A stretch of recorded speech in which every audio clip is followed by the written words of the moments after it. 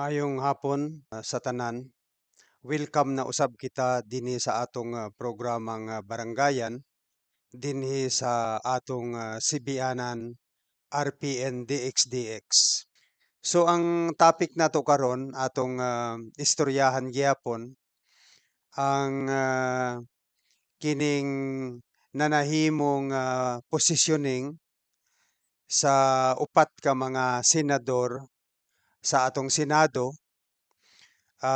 Apil na si Vice President Sara Duterte nga inay nga mukampi sa katong mga pobre, mga gidaog-daog, kining walay walay gahom nga mga biktima ni Pastor Apollo Kibuloy.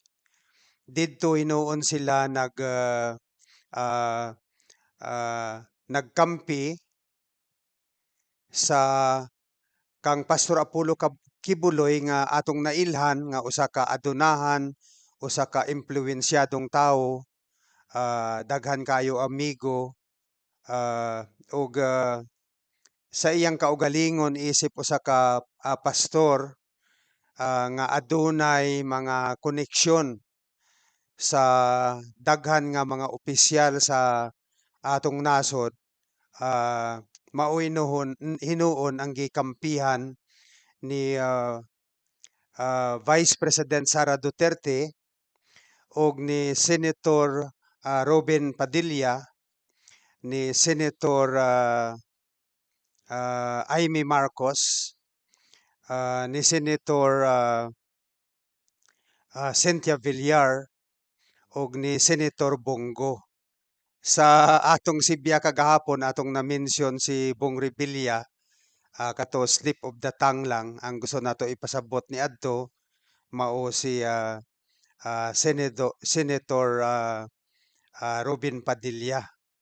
So kagahapon usab atong giingon nga ang kanang ilang gihimo dili kana pagsubay sa kining ginatawag nga papel sa estado, kay ang papel sa estado mao ang pagbalanse sa kining mga pwersa sa atong katilingban aron nga masiguro ang kining atong ginatawag nga social equilibrium, kung asa nahatagan og oportunidad sa paglambo og gustisya ang tanan nga mga tawo regardless of social status. Unya aron nga ang katong mga kabus dili mapahimuslan sa adunahan ug ang katong mga huyang dili madaog-daog sa kusgan. Ang gihimo ni Vice President Sara Duterte, ni Senator Robin Padilla, ni Senator Amy Marcos, ni Senator Bongo ug ni Senator Cynthia Villar mauman ang ah, ah, pakiglaban sa kausa sa usa ka kusgan batok sa usa ka huyang.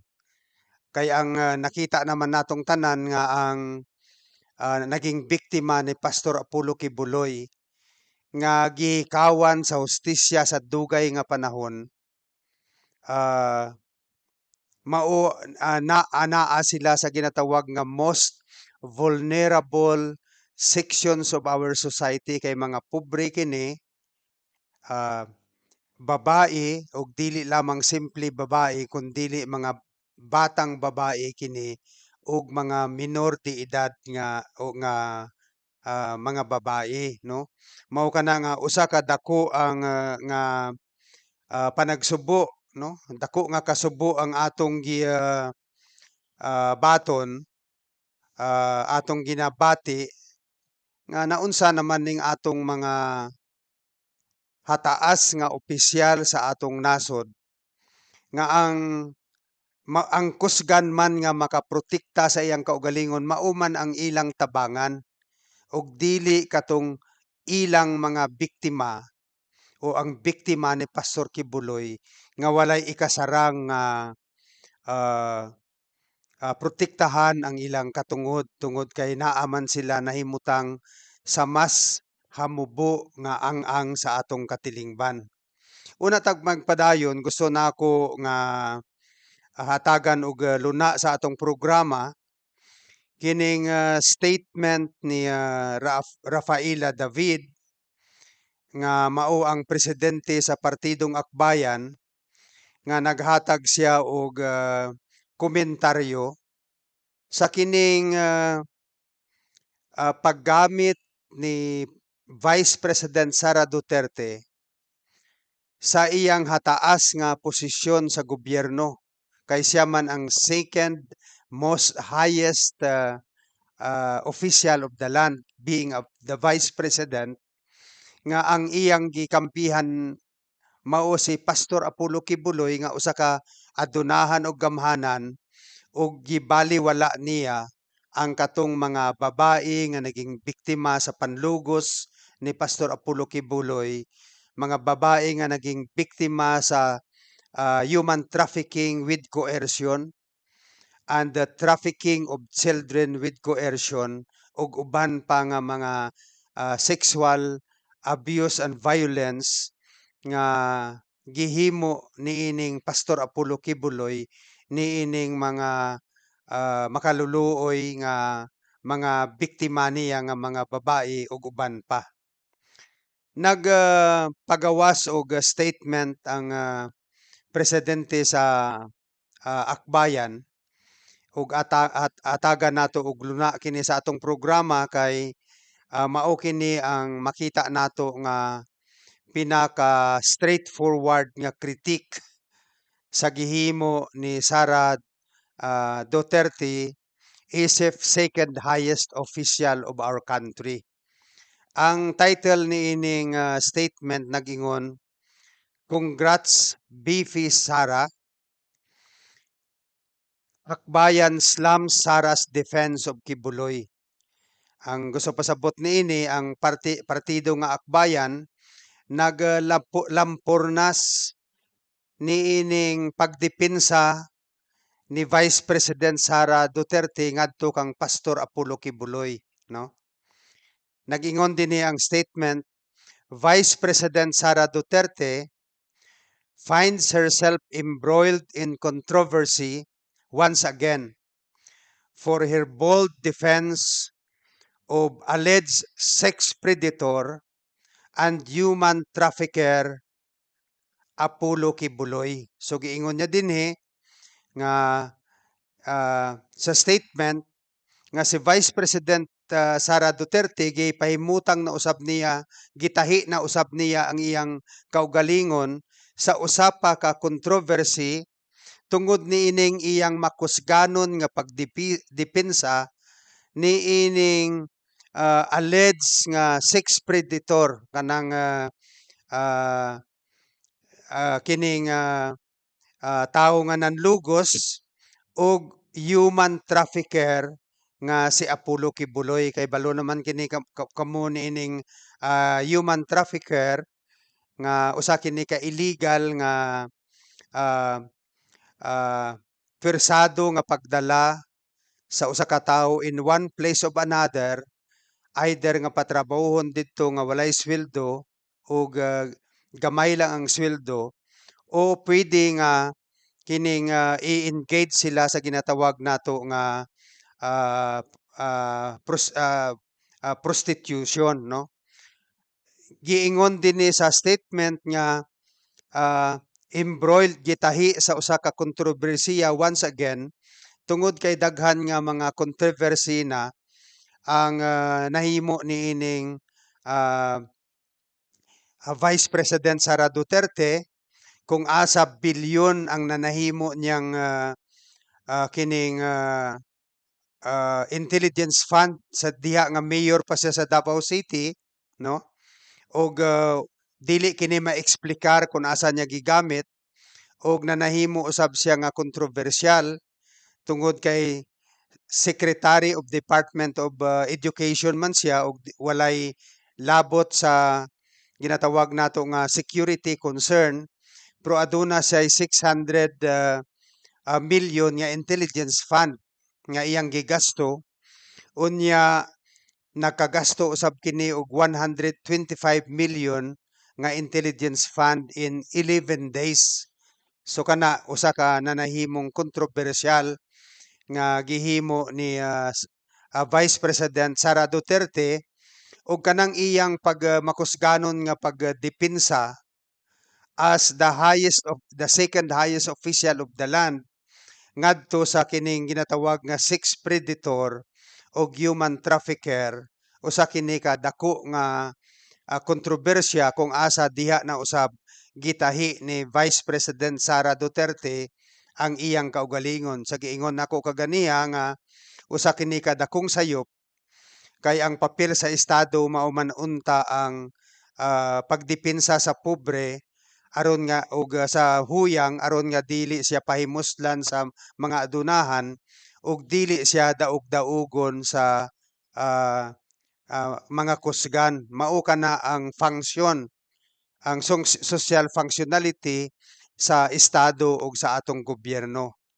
Nagpadayon ang statement, despite facing serious accusation and being wanted by the FBI for heinous crimes, Kibuloy has found an ally in the Vice President who dismisses ongoing investigations as mere trial by publicity. So kung atong basayon kini, nag-ingon ang statement, bisan pa nga kini si Kibuloy nag-atubang sa mga seryoso nga akusasyon ug nanahimo kining wanted sa Federal Bureau of Investigation dito sa United States. Dili lamang wanted kundi adunan na say warrant of arrest dito sa Estados Unidos tungod sa rason nga giakusa siya sa paghimo niining mga heinous crimes. Unsa man ang mga heinous crimes? Kini mga dagko nga mga krimen kung asa ang penalty niini either kung kini violation sa special law, life imprisonment, o kung kini violation sa kanang atong criminal statute, kanang revised penal code, ang penalty niini reclusion perpetua. Bisan pa ni ana sa mga akusasyon sa mga dinagko nga mga krimen nga gihimo ni Kibuloy, si Kibuloy nakakita og usa ka kauban, no? Diha kang Vice President Sara Duterte nga nag-ingon nga ang kining mga investigation sa mga salaod nga gihimo ni Kibuloy kini trial by publicity lamang. So, siyempre ang tanan naman nga mga investigasyon diha sa Senado mapublicize kayod, no? Bisan pa gani ang mga kaso sa korte mapublicize kayod kana, ilabi na gayud kung ang involved nga kriminal usa ka gamhanan, usa ka popular, usa ka adunahan ug naghimo og usa ka dakong salaod ngadto sa pinaka vulnerable nga elemento nga sektor sa atong nasod. Halimbawa, ang usa ka hataas nga opisyal sa atong nasod gibiktima niya ang pinakaubos nga tawo, mapublicize gayud kana.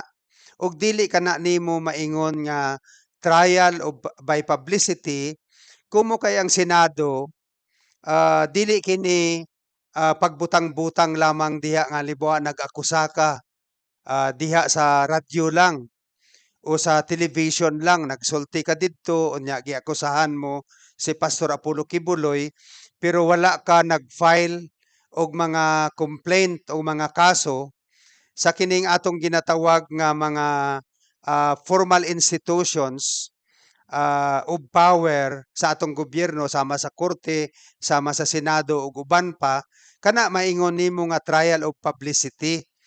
Pero kining investigasyon diha sa Senado may padala diha kang Senator Risa Ontiveros nga mga affidavit complaints. Gusto pasabot nag-file og complaint ang kining mga biktima ni Kibuloy, unya gidala nila ang ilang complaint sa Senado aron nga maimbestigahan.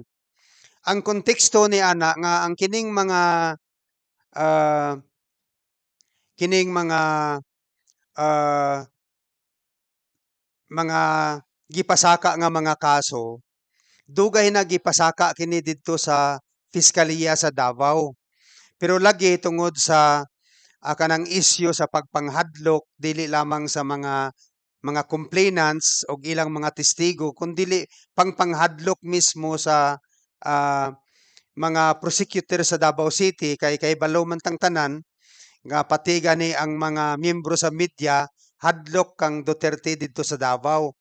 Pati ang mga huwes hadlok kang Duterte gani katong sumbag ni Inday Sara ang katong usa ka sheriff, wala kato nagdemanda o naghawa sa Davao, nagbalhin siya sa Manila kay di mahadlok sila nga magdemanda kang Duterte. So mao kana nga dili kini maingon nato nga trial by publicity kay gipasaka ang reklamo diha sa usa ka institusyon sa gobyerno nga gisangunan sa konstitusyon ug sa balaod, no, nga mag-imbestiga sa mga dili maayong gingbuhaton sa pipila ka mga residente o mumulupyo sa atong nasod. Dili pud kini maingon nga pamulitika kumo kay dili lamang nga dinhi sa Pilipinas nga giakusahan sa ah, human trafficking with coercion, ah, ah, kin, kining ah,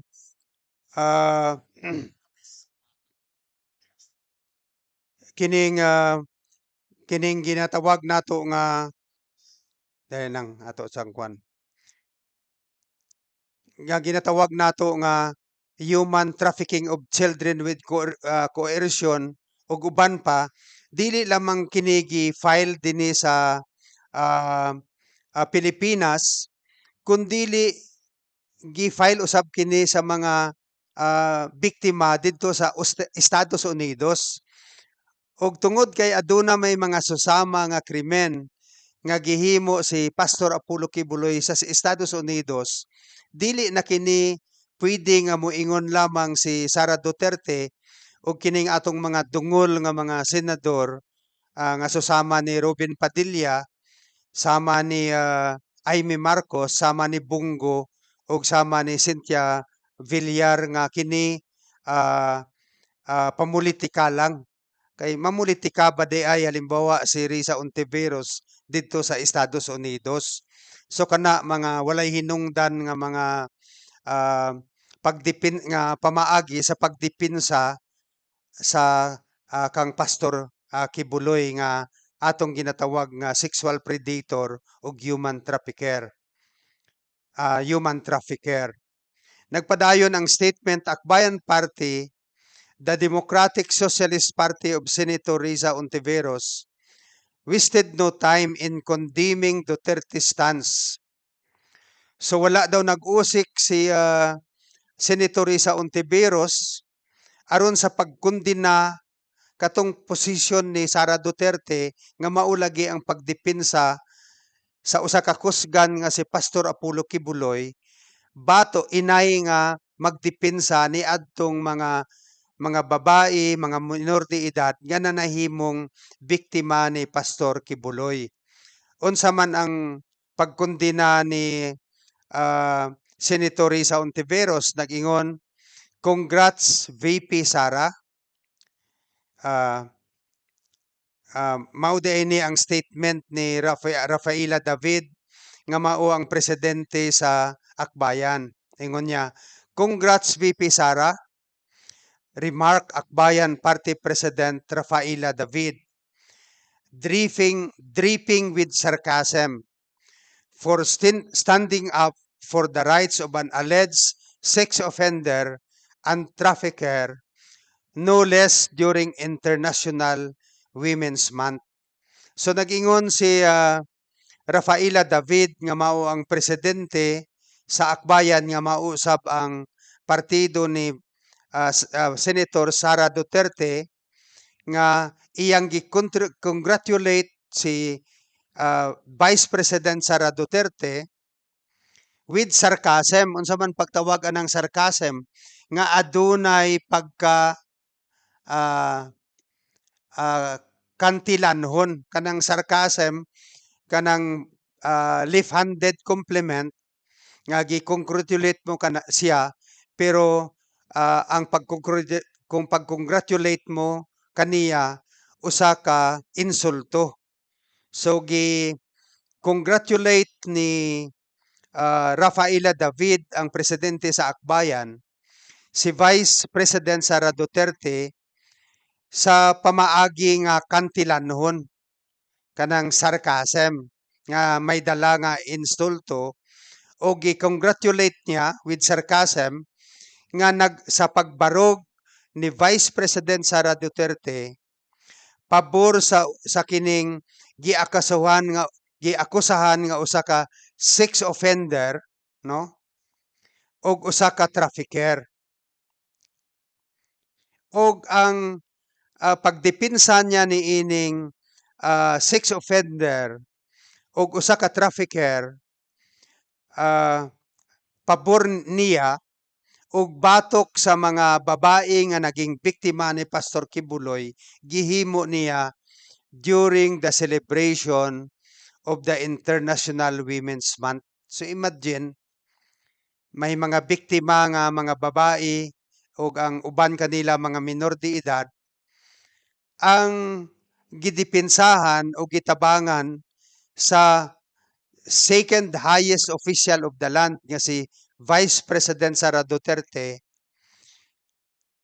ang katong naghimo og panlugos og nag-inflict og social og human trafficking of women with coercion and human trafficking of children with coercion. Apil na ang mga panglugos. Gihimo kana ni Vice President Sara Duterte murag insulto sa mga biktima nga mga babae kay ang iyang gitabangan mauman ang usa ka influensyado o gamhanan o kwartahan nga si Pastor Apollo Kibuloy. Ingon pa din ni Rafaela David, no? Totally expected though. Gina-expectar niya nga himuon kana ni Sara kay siguro naibaw-an niya na ang pagkatambalos-los o pagkatambail-il ni ining atong Vice President nga si Sara Duterte. Nag-ingon pa si Rafaela David ngadto kang Vice President Sara Duterte, "Thank you for this pathetic defense. Salamat ni ining unsa ning pathetic sa Bisaya? Siguro nato no. Nag-ingon siya, thank you ni ining imong giingon din dali lang nga nawala ang atong kwan. Ang atong kopya diri sa kwan manggod sa Facebook ato sa ipangitaon pag-usab kay may naatay na pislet ug nawala siya no. Kini. Thank you ni anang imong pathetic nga pagdepensa kang Kibuloy. Ang gusto pasabot ni ana nga murag makaluluoy ka na kaayo tan-awon nga ang imong gidepensahan ang katong sexual predator man og ang katong human trafficker nga kusgan og kamahanan og imong gipasagdan katong makaluluoy nga mga minor de edad nga naging biktima sa panlugos ug uban pa nga mga abuses ug sexual offenses ni Pastor Apollo Kibuloy. So ang gusto pasabot ni Paeng dinhi nga murag makaluluoy ni si Sara Duterte. Imagine usa ka dako kana nga predicament sa diha sa usa ka tawo nga makita sa publiko nga ang gidipinsahan niya ang kusgan o gipasagdan niya ang kining mga biktima niining usa ka kusgan nga tawo. Pero ingon ni sa statement, giingon dinhi nga pero si Kibuloy murag kung imong tan-awon nanahimo siya inuong sad-an. So gusto pasabot dinhi nga sa pagdepensa ni Sara Duterte pabor sa usa ka gamhanan og kusgan nga si Pastor Apollo Kibuloy kontra sa iyang mga biktima nga mga huyang ug makaluluoy nga mga batang babae napinta hinuon sa alimpatakan sa katawhan sa Pilipinas nga sad-an gyud kani si Pastor Kibuloy. So mao siya nga gipasalamatan siya sa presidente sa akbayan nga si Rafaela David tungod kay sa iyang pagtabang sa katong ah, ah, sa kining kriminal nga si Pastor Apollo Kibuloy kay gitabangan man sa ikaduha sa labing kusgan nga mga opisyal sa atong nasod ang pagtan-aw sa tawo nga sad-an gayud kini si ah, Pastor Apollo Kibuloy mao na nga dapat angayan lamang nga pasalamatan si Vice President Sara Duterte kay kung dili kaniya dili pa pagatan-awon sa publiko nga sad-an kini si Pastor Apollo Kibuloy. Nag-ingon pa dinhi ang statement, who knew defending alleged abusers of women and children could be so fashionable in the office of the Vice President. Karon nahibaw-an na nga ang pagdipinsa di anay niining mga abusado, katong mga tawo nga nagaabusar sa mga babae ug mga kabataan, na nahimo na di ay kini nga uso sa opisina sa Vice President. So tungod lagi kay gidipinsahan ni Vice President Sara Duterte ang usa ka gamhanan nga si Pastor Apollo Kibuloy nga gina-claim niya nga siya si Jesus ug siya Dios nga ang tanan nga kitang tanan nga mamatay kining muagi gayud sa iya ha. Ang nahitabo nga kining nawala na pud tong atong kuan dali lang ha. Ang nahitabo inoon nga dire atong tan-awon nga nakita inoon sa katawhan sa tibuok nasod ug sa tibuok kalibutan nga uso di ay diya sa opisina ni Vice President Sara Duterte ang pagdipinsa sa katong nang abuso sa mga babae ug mga bata. So imagine tungod sa pagdipinsa ni Vice President Sara Duterte kang Pastor Apollo Kibuloy og iyang gipasagdan kining mga kaning iyang biktima nga mga babae ug mga kabataan nakita inoon sa tibok nasod ug sa tibok kalibutan nga uso o fashionable diya sa office ni Vice President Sara Duterte ang magdepensa sa katong mga abusado sa katong mga tawo nga nagaabusar sa mga kababaihan ug mga kabataan. Nagpadayon ang statement, David further quipped, gusto pasabot, nagsulti na usab si Rafaela David, it takes a special kind of perverseness, asa naman to, nawala na pod. Ay, nako. Dahil lang ha. Mayo kini nga statement ni sa president sa akbayan nga si Rafaela David nag-ingon, it takes a special kind of perverseness to defend someone wanted by the Senate and the FBI for sex trafficking of children. So, usa kini ka espesyal nga ingon ni Rafaela David, ang presidente sa Akbayan, nagakinahanglan kini nga usa ka special nga klase sa perverseness. Ang perverseness, usa ka klase ka hiniwi nga gingbuhaton, no, para sa usa ka tawo nga magdepensa para sa usa ka opisyal nga susama ni Vice President Sara Duterte nga magdepensa sa usa ka tawo nga wanted diya sa Senado, unya wanted usab sa Federal Bureau of Investigation sa United States sa sala nga sex trafficking of children. Sa sala nga sex trafficking of children. Nag-ingon diya si Rafaela David gwapo nga statement, no, nga kanang usa kini ka espesyal nga pinasahi sa kahiwian, sa pagkahiwi nga gingbuhaton para sa usa ka hataas nga opisyal sa atong nasod nga gipauso ang pagtabang sa mga abusado, nga dipinsahan niya ang usa ka tawo nga wanted diya sa Senado, ug dili lamang diya sa Senado kundi wanted usab sa Federal Bureau of Investigation sa United States sa sala nga sex trafficking sa mga kabataan. Imagine, the second highest official of the land, no?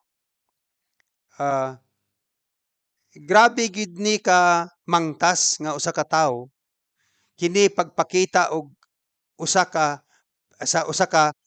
dako nga pagkamangtas, no? Kay kung dili siya magtas, dili gayud mahitabo nga depensahan niya ang usa ka tawo nga wanted ginapakita sa Senado o ginapangita sa Federal Bureau of Investigation sa dili basta-basta nga sala, sex trafficking of children. So kung dili grabe ang imong pagkamangtas nga dili yawanon ang imong kasing-kasing, dili gid nimo himuon ang usa ka butang nga depensahan nimo ang usa ka tawo nga ginapangita sa Senado o ginapangita sa Estados Unidos sa Federal Bureau of Investigation tungod sa sala nga trafficking of children, no? Nag-ingon pang statement, perhaps Vice President Duterte should consider a career in a twisted stand-up comedy because her defense of Kibuloy is certainly a dark, cruel joke. Usa ka dark and cruel joke, no? So, ingon din sa statement, tingali, i-considera ni Vice President Sara Duterte ang usa ka career nga kining isip usa ka twisted stand-up comedy, no? A career in a twist, mangita siya og iyang career og iyang trabaho diha sa ginatawag dinhi sa statement nga twisted stand-up comedy. Unsa nang twisted? Sa usa ka kining nagliko-liko, kanang maingon nato nga usa ka kining baliko nga komedya tungod sa iyang pagdepensa kay Kibuloy. Tungod kay ang iyang pagdepensa kay Kibuloy, klaro kaayo nga kini usa ka mangit-ngit ug usa ka mangtas nga komedya, no?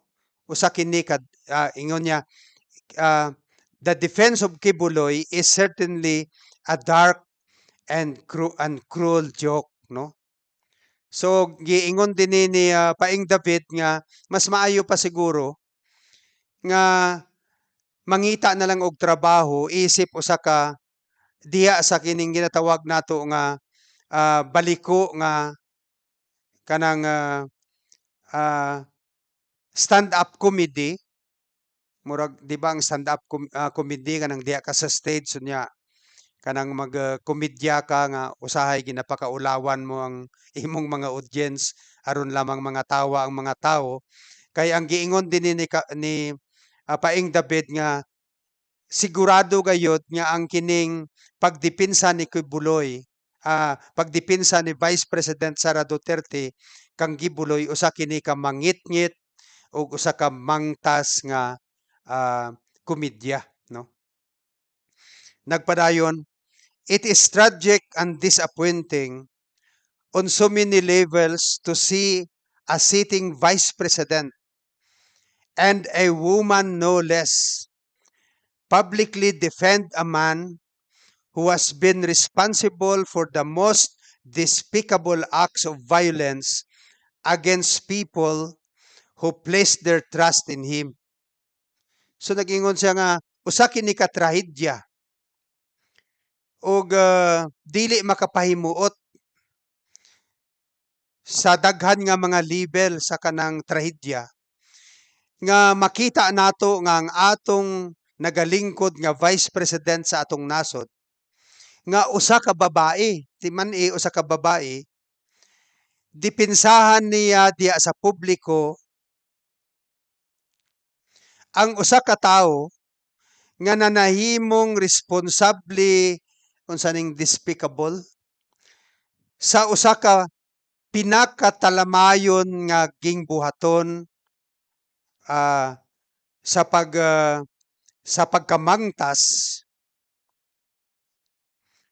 kontra sa mga tawo nga naghatag og pagsalig kaniya. So grabe kini ka kusog nga statement nga kining ginakonsidera ni Rafaela David nga presidente sa Akbayan nga usa ka trahedya o usa ka talamayon sa daghan nga ang-ang, no?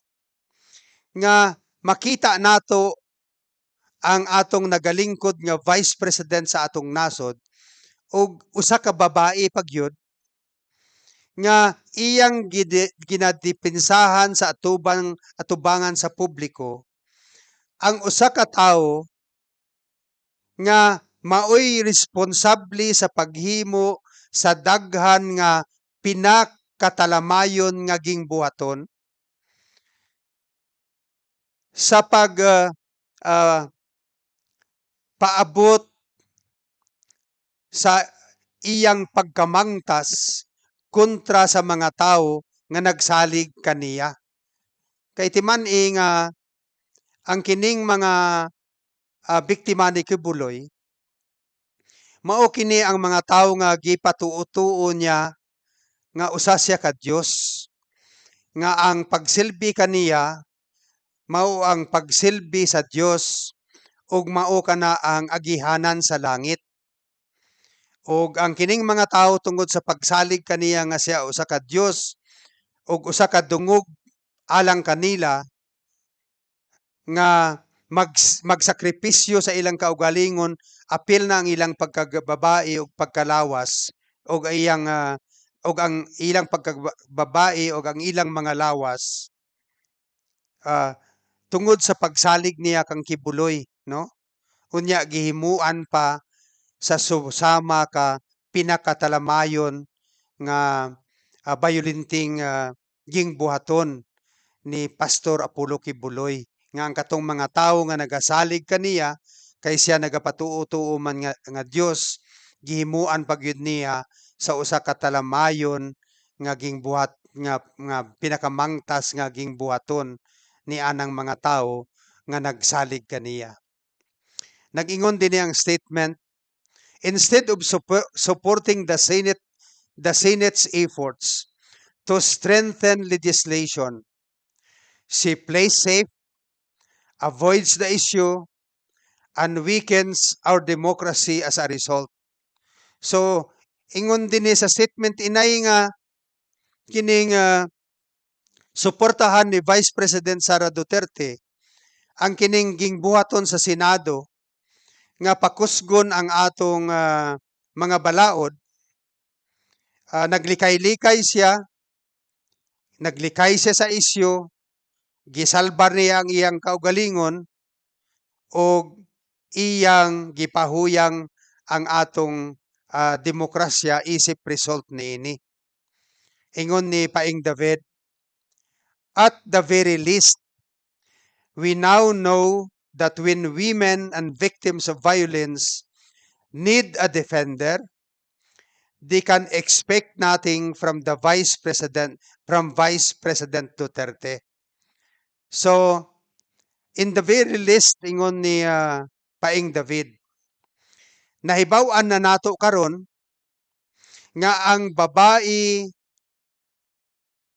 o ang katong uban pa nga nanahimong biktima sa pagkamangtas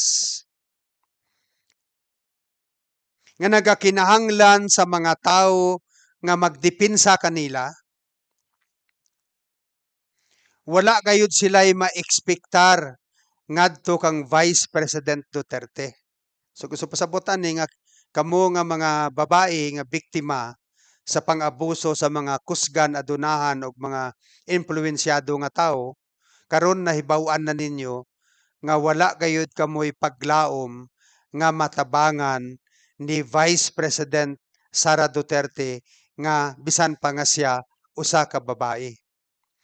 Nag-ingon din ni Akbayan urged Duterte to advise Kibuloy to stop behaving like a guilty criminal, face his accusers, and attend the Senate probe into his alleged crimes.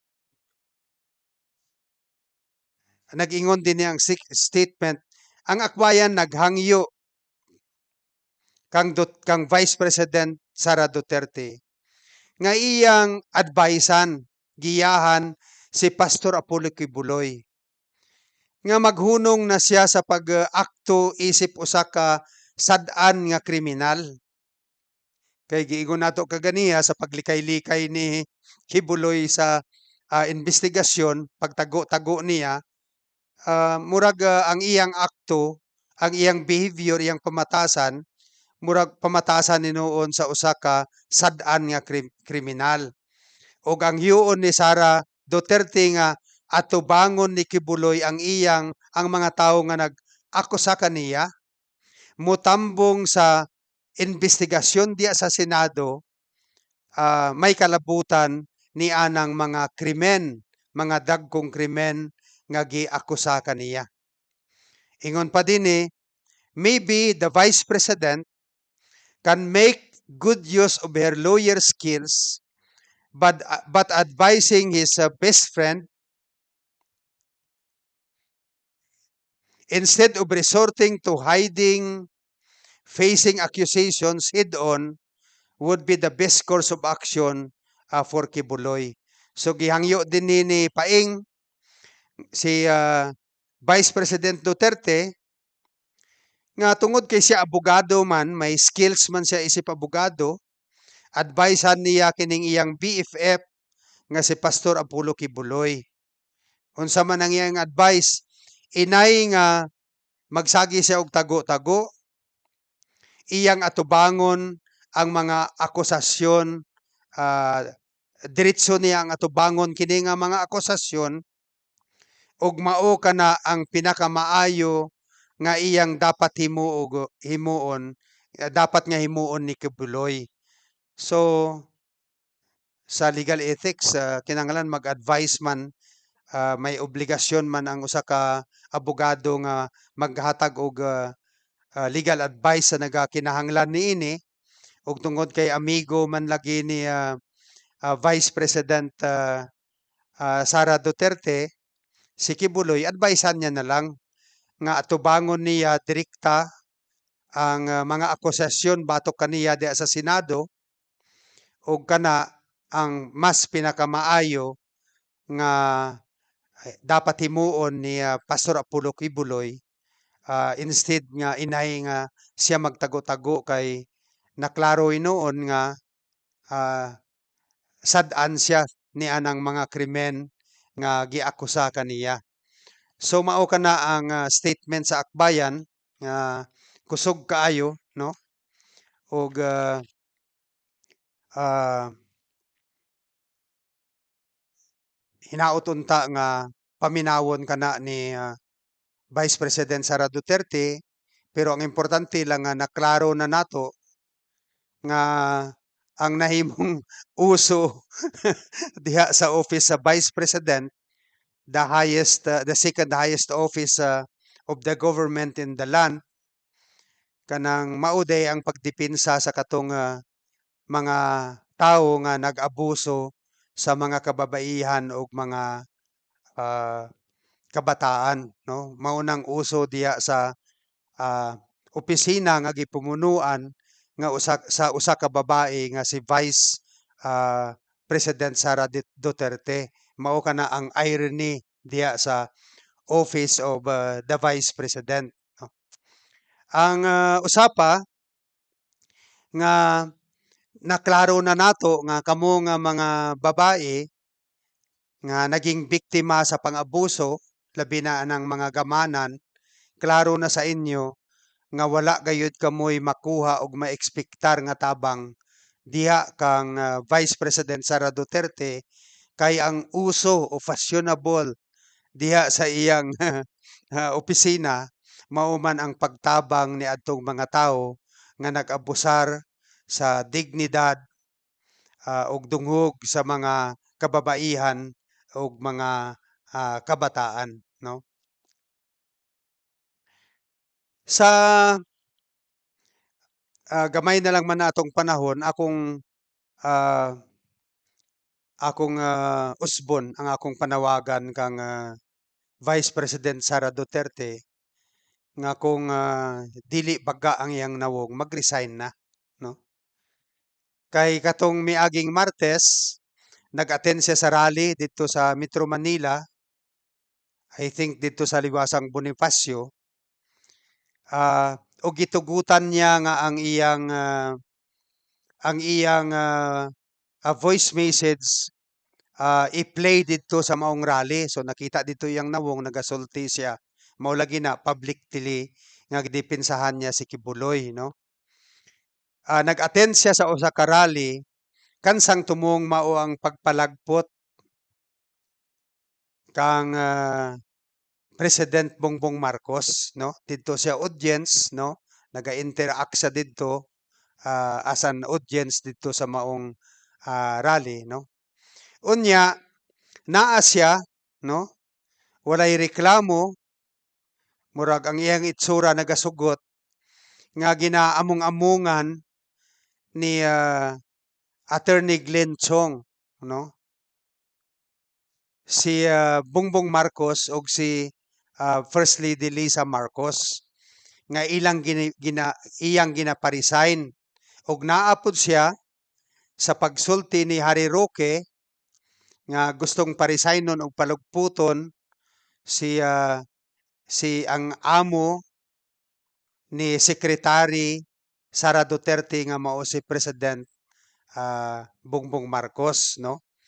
Og didto usab sa speech ni Attorney Glenn Chong nga giingon niya nga gidaya ni Lisa Marcos ang eleksyon kay nakigtagbo kini sa Smartmatic og ilang gimanipula ang katong mga ficus machine, no?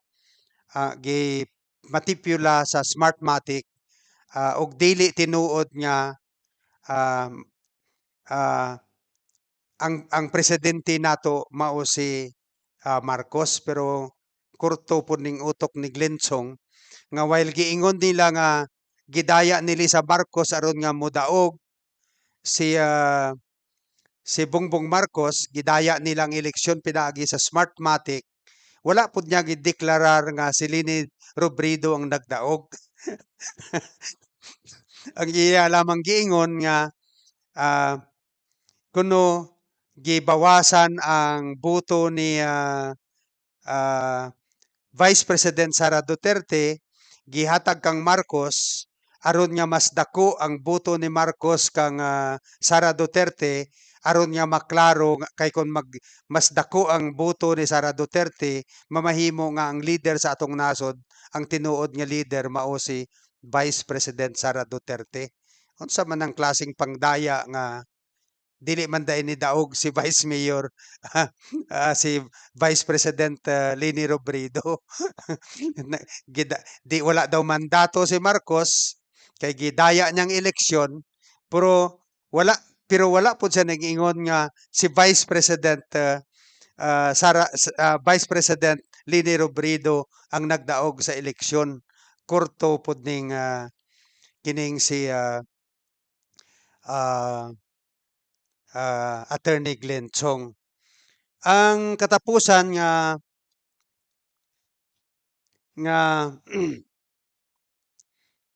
akong gustong isgutan kaninyo kining kung paminawon mo ni kining mga si President Duterte ug iyang mga minions kanang murag ba nga katong siya ang presidente kanang maayo ang iyang gihimo no kanang ginapagawas bitaw niya nga murag kalimtan lang nato tong iyang mga iskandalo ug murag musulti siya ang iyang tenor nga maayo siya nga nagserbisyo sa atong nasod. Dapat dili nato kalimtan nga si President Duterte mao ang nagguba sa tanan nga maayo dinhi sa atong nasod, no? Daghan ang mga isyu sa iyang administrasyon. Halimbawa, ang una pa lang nga isyu kining iyang stand sa West Philippine Sea nga halos ihatag niya ang atong nasod sa China. Diya sa iyang speech, iyang giatake ang Amerikano, ngano nga nagapanghilabot siya diya sa conflict nato sa atong away diya sa China sa West Philippine Sea. Pero gusto niya ta ihatag sa China. Og sa tanan nga isyu batok sa Pilipinas ug sa China didto siya nagapabor sa China, no? So dili siya usa ka patriotic nga tao nga dapat dili nato nang kalimtan nga aduna kitay presidente nga tuta sa China. Kaya atong nakita nga murag kini si Duterte murag ni kay Donald Trump, di ba si Donald Trump nag-adto sa China unya murag ang isyu sa iya didto may iskandalo sa gihimo nga na dokumento sa Russia. Mao kana nga tungod kay dili gusto ni Donald Trump nga mabulgar tong iskandalo nga gihimo niya sa China, karon nahimo siyang itoy-itoy sa China, sa Russia si Donald Trump, no?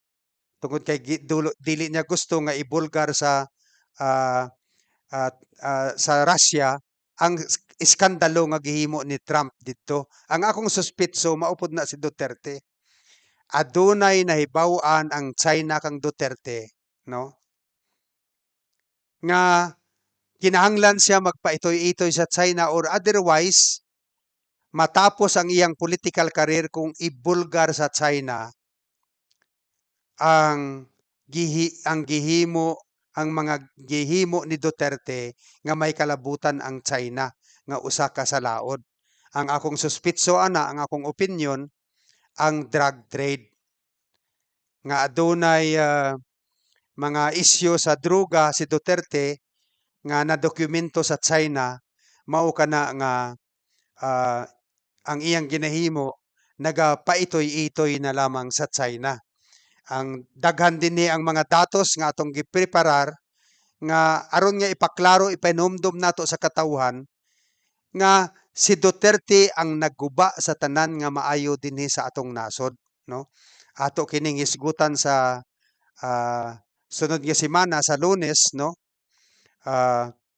Para nga dili nato kanang pag-arte bitaw ni Duterte nga kung musulti siya murag limpyo siya ato kanang ibalik lantaw pag-usab aron nga dili na usab kita malingla nining usa ka planderos, usa ka kawatan, usa ka mamatay tao, usa ka incompetent, usa ka bastos, uh, uh, ug maingon nato nga usa ka drug lord nga nanahimong presidente dinhi sa atong nasod nga Pilipinas. Daghang salamat ug maayong hapon kaninyong tanan.